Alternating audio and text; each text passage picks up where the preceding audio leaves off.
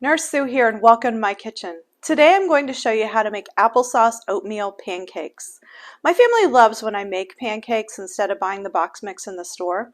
For one thing, when you make them yourself at home, you know exactly what's in them, so there's no question about getting the added sodium and preservatives and sugars and those kinds of things.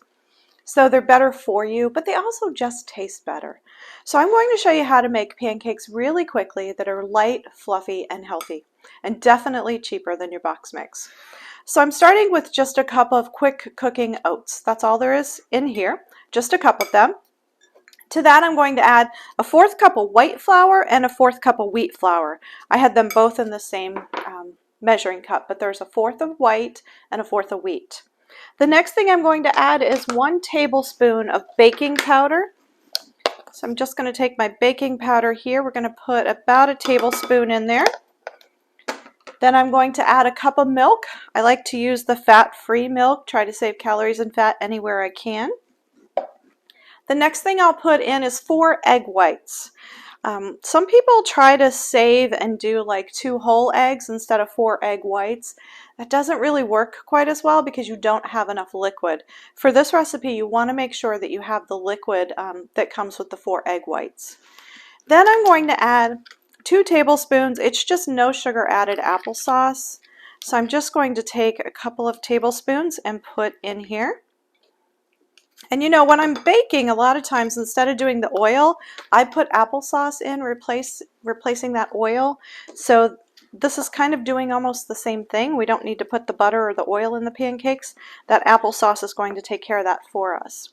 So I'm going to give this just a quick mix with my spoon or my spatula here, and then I'm going to just whisk it real quick. I think it just does a better job when you're trying to incorporate egg whites if you do a little bit of whisking. Oops, I think I spilled some. Oops. That's okay. These are live. I don't know how to cut out my whoopses, so we're just going to be okay with it. All right.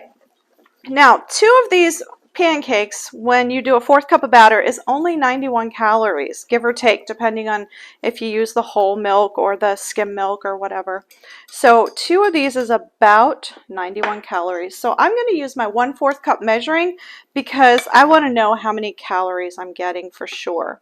I've already got my griddle going back here, so I'm going to just go ahead and pour 2 of these on here, and we'll go ahead and get these started cooking. All right, so I got those on there.